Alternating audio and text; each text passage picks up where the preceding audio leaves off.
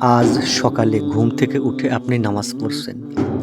কিন্তু কেউ কি নিশ্চিত করে বলতে পারে আজ রাতে আবার নামাজে দাঁড়াতে পারবে? গতকাল তো অনেক মানুষ ভেবেছিল কাল থেকে ঠিক হয়ে যাব। কিন্তু কালটা আর আসেনি।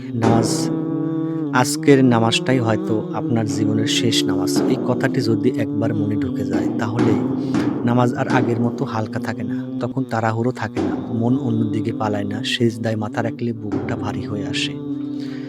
কারণ মানুষ তখন বোঝে এরপর আর সুযোগ নাও আসতে পারে। আল্লাহ আজ আপনাকে ডাকছেন, কাল ডাকবেন কিনা কেউ জানে না। তাই নামাজ পড়লে চোখ বদলায়, মন বদলায়, জীবন বদলায়। আজ যদি সত্যি শেষ নামাজ হয় তাহলে আপনি কি আল্লাহর সামনে খালি হাতে দাঁড়াতে চান? নাকি তাওবা করে চোখের পানি সহ ফিরে যেতে চান? সিদ্ধান্ত আজই নেওয়ার।